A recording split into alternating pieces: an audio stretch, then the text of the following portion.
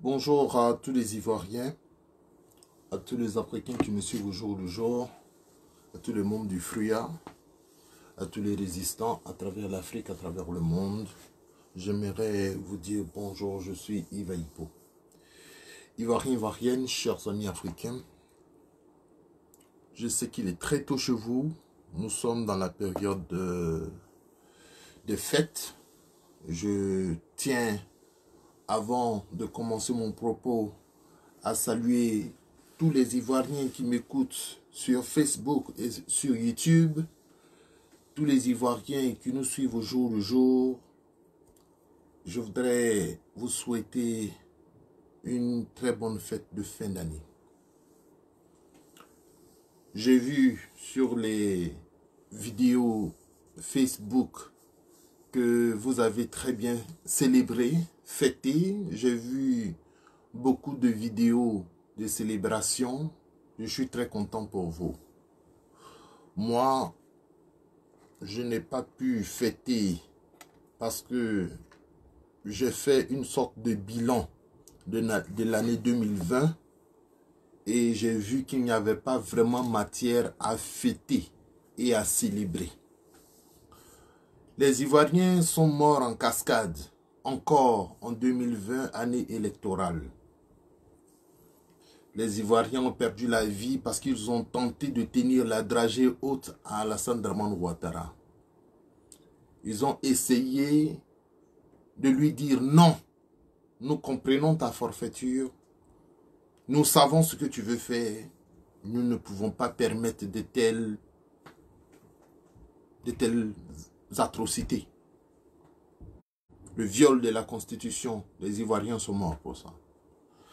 Donc, je n'ai pas arrêté de penser à ces moments difficiles que traverse la Côte d'Ivoire. Mais ça, c'est moi. Moi, je suis communicateur, cyberactiviste pro-Gbagbo. J'ai fait une sorte de bilan. Nos camarades en exil avaient tout misé sur l'année 2020. Ils se disaient, en 2020, Ouattara partira, peu importe le gouvernement qui viendra, nous allons rentrer. Les camarades exilés ont fait ce calcul. Les camarades prisonniers politiques ont fait ce calcul. On va voir, on va tenir jusqu'en 2020, quel que soit le gouvernement qui s'installera, peut-être que nous autres, on va avoir la chance d'être libérés. Ils ont fait tous ces calculs-là et puis, contre toute attente, Ouattara a réussi à s'imposer encore.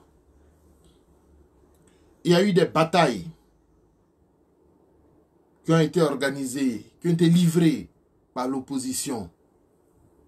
Et je disais une fois, ceux pour qui nous parlons, ceux pour qui nous nous battons, il faut qu'on soit ensemble. Ce ne serait-ce que dans la communication et dans les plans stratégiques. Parce que moi, Yves Ayipo, c'est vrai que je suis un petit cyberactiviste. Dans tous les cas, je n'attends pas un grand titre. Mais mes analyses, mes projections sont à 99% correctes. Aujourd'hui, je vais vous ramener à une vidéo que j'ai faite il y a quelques mois.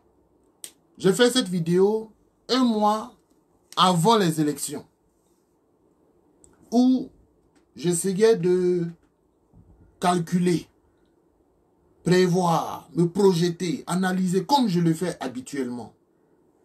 Je vais vous inviter à écouter 5 minutes de ce que je disais avant même que les élections ne se fassent. Et vous allez voir pourquoi il est important de venir s'asseoir ici et de venir écouter. Et pourquoi il est important pour le FPI d'être en harmonie avec ces cyberactivistes sérieux. Je vais mettre ça pour vous et puis on va écouter. Ils ont pu aller voter. Mais bon, c'est pas grave. Ce n'est pas le moment de faire des leçons, de tirer sur nos propres camarades. Mais je dis qu'il y a encore du travail à faire. Parce que si on ne fait pas ce travail, Alassane Ouattara sera président pour la 3e fois, jusqu'en 2025. Écoutez bien. Hein. Si on échoue à ce niveau-là et que les gens ne sortent pas, c'est notre dernier cadre. On n'a pas de... Il n'y a pas... L'Union africaine ne nous aidera pas. La France ne nous aidera pas. Les États-Unis ne nous aideront pas. Personne ne nous aidera. C'est nous-mêmes. On est obligé de compter que sur nous-mêmes. Et quand on sort, il y a des morts. Aujourd'hui, là, je ne sais plus, on doit être peut-être à presque 100 morts maintenant, depuis l'annonce de sa candidature. Mais personne n'est scandalisé. Dans ce monde, personne n'est scandalisé. Franchement, j'ai failli dormir. J'ai failli ne plus rien dire. Franchement, c'est tellement douloureux ce qui se passe. Si Alassane Ouattara réussit à prêter serment en Côte d'Ivoire, ce sera difficile. Je voudrais toucher 2 autres points. Il y a le point donc de la déstabilisation, parce que les propos de Soro Guillaume laissent penser qu'il y aura déstabilisation, parce qu'il ne parle pas trop, il ne s'exprime pas trop comme le reste de l'opposition. Il s'exprime avec une certaine certitude qui, moi-même, à l'époque, je me demandais, mais il compte sur quoi en fait? Parce que pour un homme, venir s'élever comme ça pour dire, ah, moi je sais que, moi je sais que ça n'arrivera pas, moi je sais que... Il faut forcément compter sur quelqu'un, surtout quand on a ce rang, et quand on est écouté par tous les Africains et par tous les Ivoiriens, et puis on vient dire, il n'y aura pas élection. Je vous dis, il n'y aura pas, c'est moi qui vous ai dit non. Donc, ça laisse penser que, surtout à cause de son passé de chef rebelle, on a l'impression qu'il a des hommes sur le terrain qu'il allait activer pour empêcher les choses. Jusque-là, il n'y a rien eu. Il n'y a rien eu. Ensuite, j'ai dû voir qu'il a écrit que Alassane Ouattara ne prêtera pas serment. Donc, moi, je voudrais vous dire que c'est vrai que nous, on veut que Ouattara tombe. Mais si Ouattara doit tomber par la force des armes, eh bien, ce ne sera pas de notre initiative. Voilà. Ce ne sera pas de notre initiative. Simone Eivé Gbagbo, elle a sa stratégie. Le président Laurent Gbagbo, vous l'avez entendu, quand on lui a demandé, il a dit, moi, tout ce que je vous propose, c'est la discussion. La journaliste lui a demandé, mais s'il n'y a pas de discussion, et si Alassane Ouattara ne veut pas de discussion, il dit alors ce sera la catastrophe.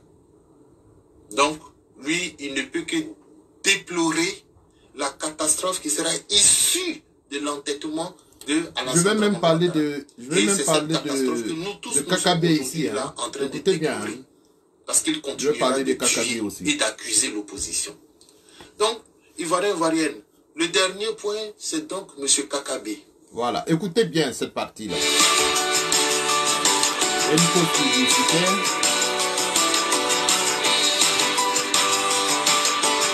Quand vous avez quelqu'un comme ça, vous devez le prendre au sérieux. Écoutez bien. Hein. Franchement, il n'y a pas plus honteux que ce monsieur. The shame of the nation, comme on dit, la honte de la nation. Monsieur Kakabe. Et que même si je le rencontre aujourd'hui dans la rue, je ne veux plus jamais le saluer. Je l'ai salué. La dernière fois que je l'ai vu, il était à Sokosé. La dernière fois que je suis allé à Abidjan pour l'anniversaire de mon père, je l'ai rencontré là à la sortie de Sokosé. Parce que je l'avais déjà rencontré à Accra.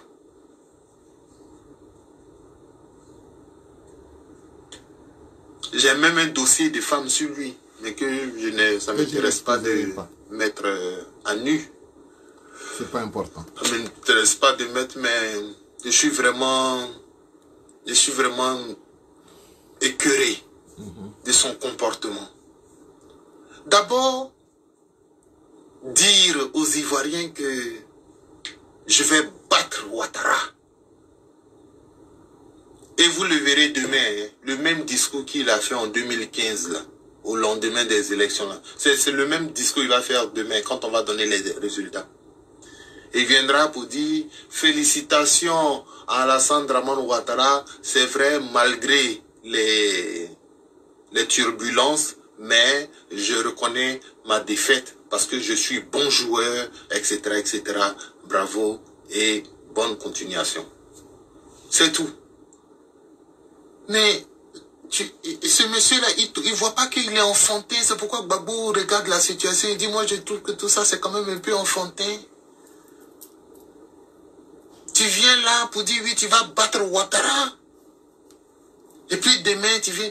Tout le monde entier, tu demandes même à celui qui est au fin fond de la Libye, là-bas, il va te dire, ah, Kakabe ne peut pas battre Ouattara. Tu n'es pas un opposant, tu n'es pas un politicien, tu ne pèses pas en Côte d'Ivoire. Tu fais tout ça là pour aider Ouattara, le frère.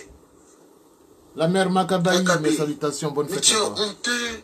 Mais tu as fini ta carrière politique, c'est fini. Tu seras agrippé au dos de Ouattara comme ça, toute ta carrière politique. Parce que Bédié ne peut pas te reprendre. PDCI ne peut plus te reprendre. Hein?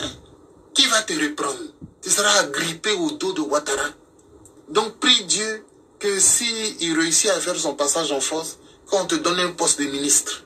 Quand on te donne un poste de ministre, tu vas engranger un peu d'argent, hein, mettre des milliards de côté, puis tu vas vivre. Parce qu'en réalité, il parle toujours de paix. Il parle toujours du Houphouët-Boigny. Il parle toujours de la Côte d'Ivoire. Mais tout ça, ce sont des slogans juste pour gagner l'argent. Pour gagner un poste de ministre. Ils sont sur la scène politique pour gagner l'argent. C'est tout.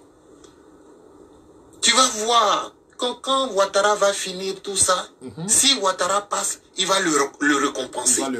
Il va le récompenser en lui donnant un poste de directeur quelque part. Ou bien ministre s'il est chanceux.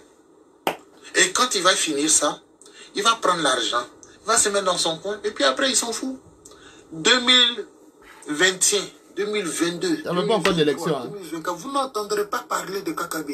Il sera dans son coin en train de manger des deux mains et des deux pieds. Et puis il va attendre 2025 pour voir quel rôle encore il peut jouer. Sinon, qui a entendu Kakabe ces 4 dernières années? Qui l'a entendu?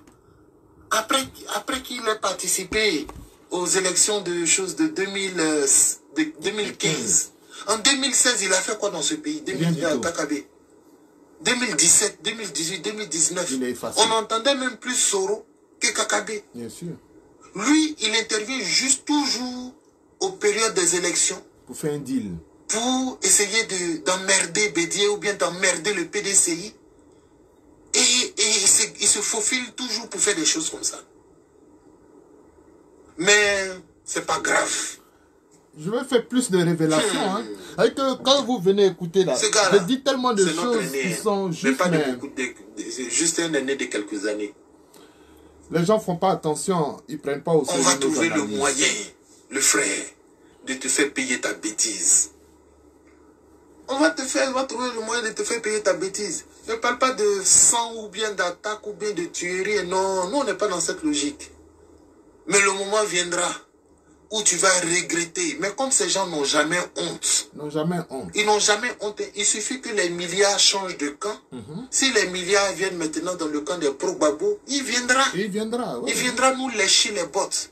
Il va venir dire, oui, que, oh, vous savez, j'ai été trompé. Comme Zasso dit là, que lui, quand en 2020, il a changé de camp et puis il est venu suivre Gbagbo, en fait, c'est parce que les gens de la FESI essayaient de le tuer. C'est à cause de ça, à la dernière minute, il a changé. Mais il n'a pas changé par conviction, il a changé par peur de la FESI. Que Blé Goudé avait mis ces gens de la FESI derrière lui. Donc il était obligé de faire les déclarations qu'il a faites. C'est ce que Kakabe va venir faire.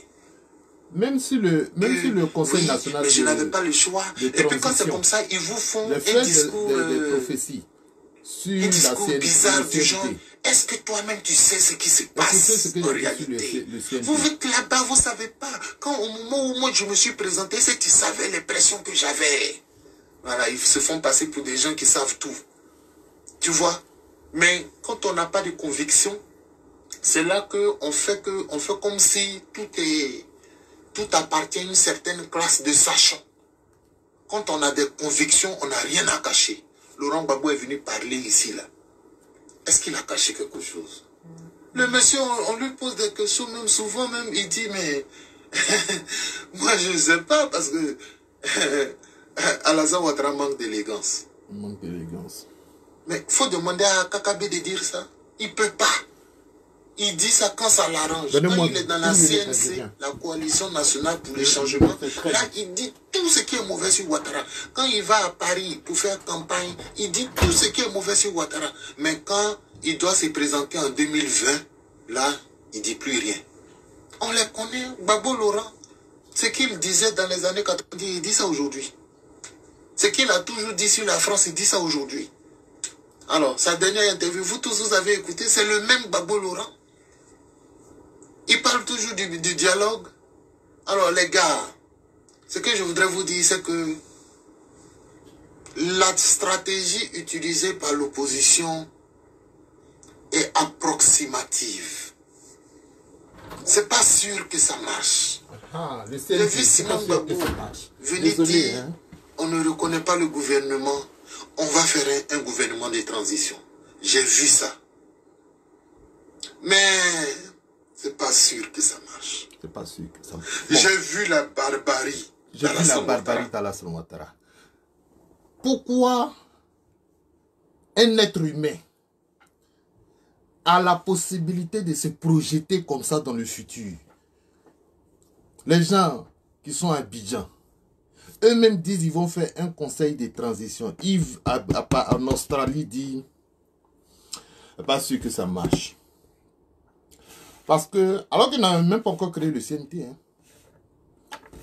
Parce que je fais une lecture, je prends des choses ensemble et puis je dis, j'ai vu la barbarie de Ouattara. Écoutez. En 2011.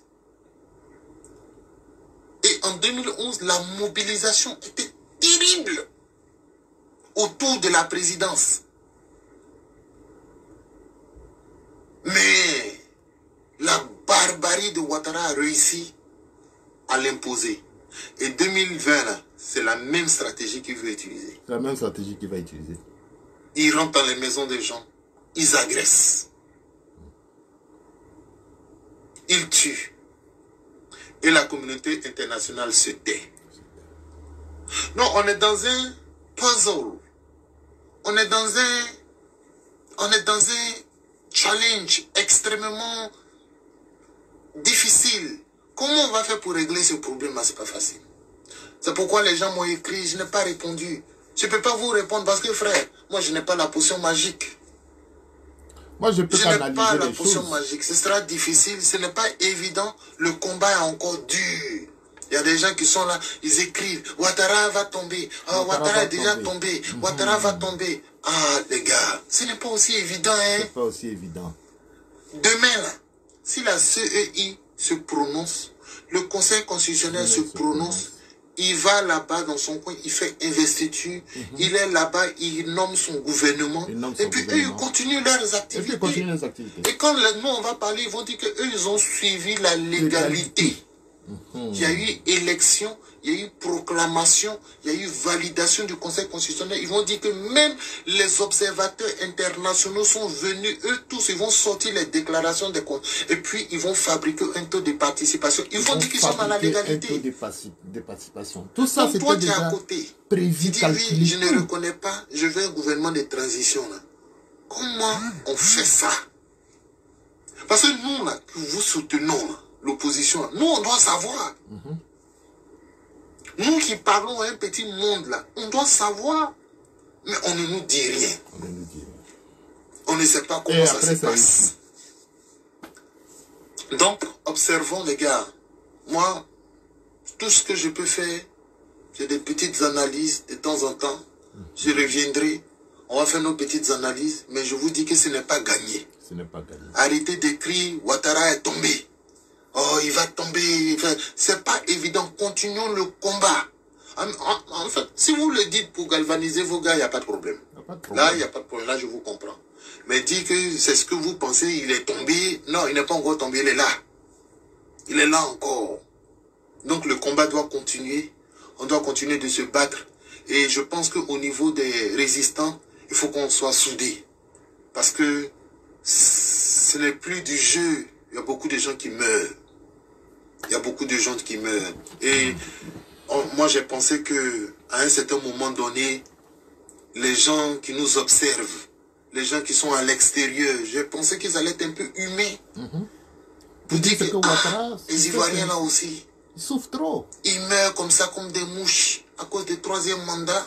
Il faut qu'on fasse quelque chose. Il y a des députés français qui sont avec nous, qui essayent. Il y a des journalistes français qui essayent, mais ils ne pèsent pas.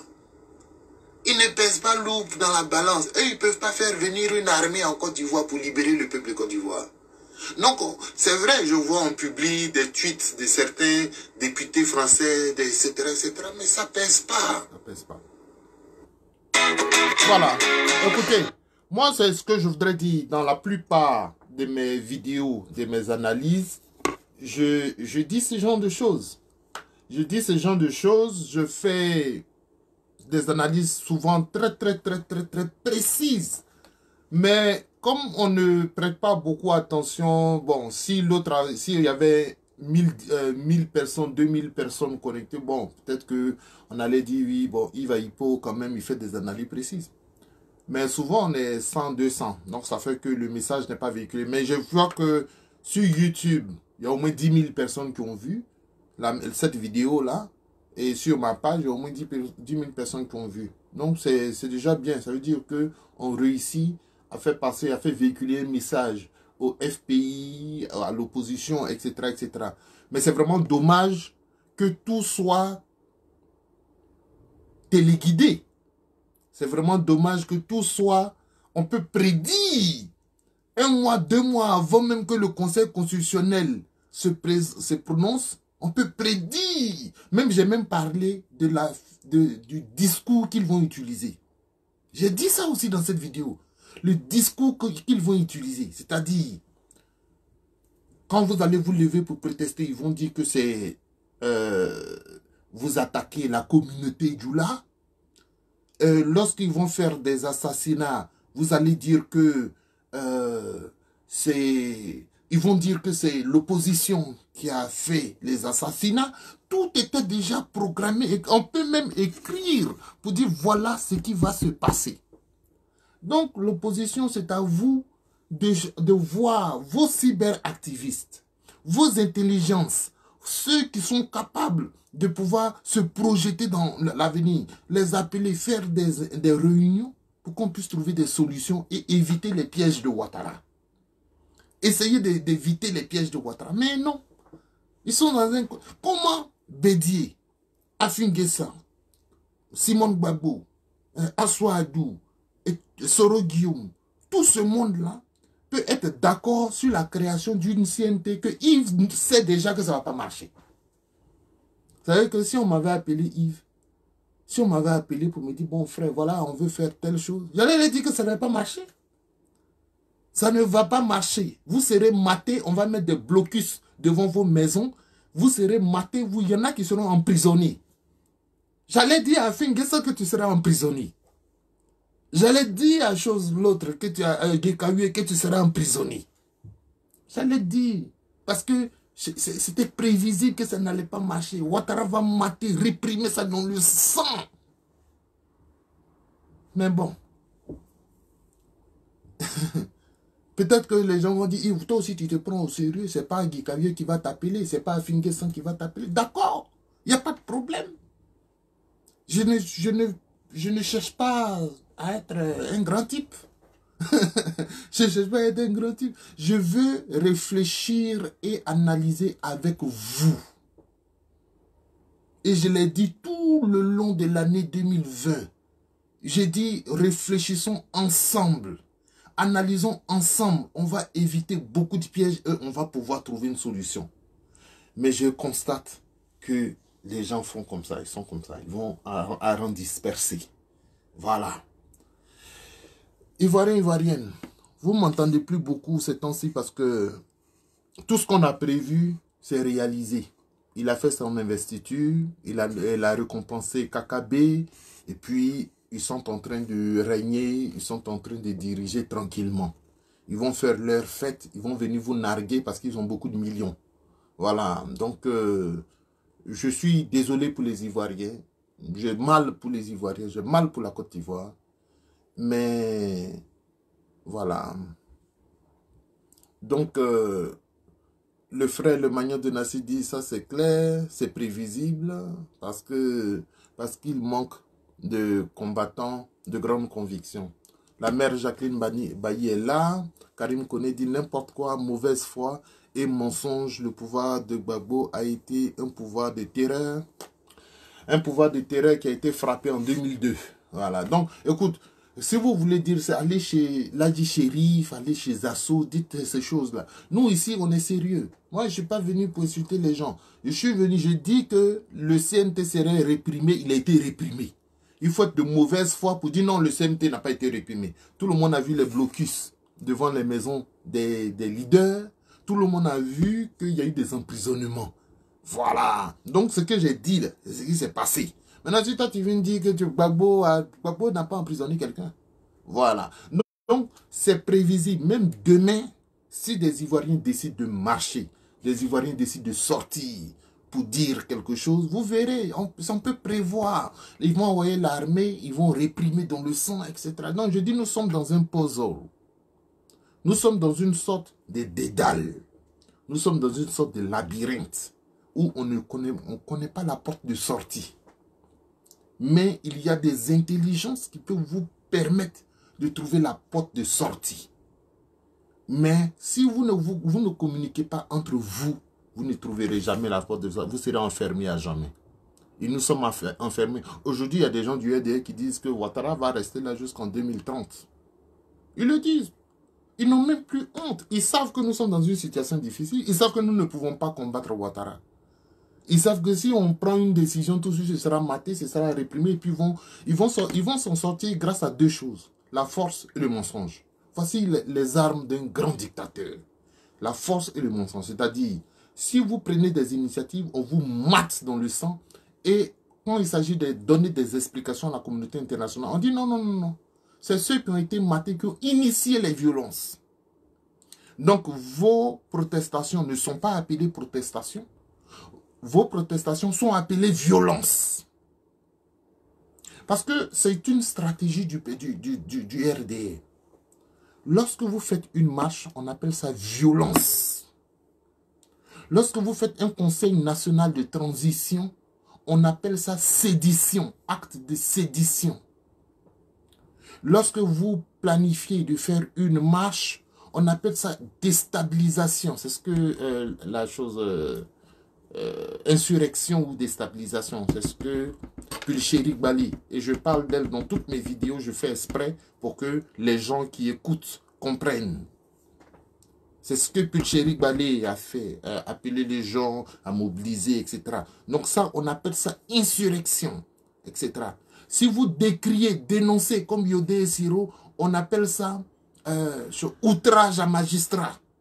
Vous voyez, non? Donc, tous les thèmes d'exagération, mais de diabolisation sont déjà là en place. Vous marchez, on dit, si vous marchez, ils vont dire que c'est, comment ils appellent ça? Attaque intercommunautaire. Ça, c'est plus grave même. Donc, Doumbia Major, lui, il est très fort dedans. Si demain, des gens sont dans les rues pour protester, on faisait ça avant, il y a 10 ans, il y a 20 ans, il n'y avait jamais de problème. Mais sous Ouattara, si tu marches, on dit, ah, ils sont allés pour attaquer les Djoula. Attaque communautaire. Donc, c'est une stratégie là. Tous les mensonges sont là. Ici, on vous attend. Regardez, même les prêtres. Un moment, vous voulez marcher, les catholiques, vous voulez marcher. Les gens de Ouattara sont sortis pour dire, si vous marchez, on sait ce que vous voulez faire. Vous voulez faire de l'insurrection, vous voulez faire ceci, vous voulez faire cela. Non, on sera dans les rues, on va mater ça. Si Yodé Siro chante, c'est pas bon. Attention, ça c'est outrage à magistrat, chose... quoi encore? Donc, nous avons déjà toutes les cartes en main. Nous savons ce qui se passe. Et nous pensons qu'avec l'intelligence, nous pouvons trouver des solutions. Je vous invite encore. Je serai obligé de faire une vidéo courte parce qu'il y a quelqu'un qui m'attend. Tu vois, sinon j'ai beaucoup de choses à dire par rapport à l'avenir de ce combat. C'est vrai que je voulais dire ça avant 2021. Je voulais dire ça dans le courant de cette année. Je pourrais revenir demain pour faire encore d'autres projections, d'autres prédictions. Je vais faire ça. Mais il y a beaucoup de choses à dire par rapport à demain. Donc, je vous aime infiniment. Portez-vous bien, que Dieu vous bénisse.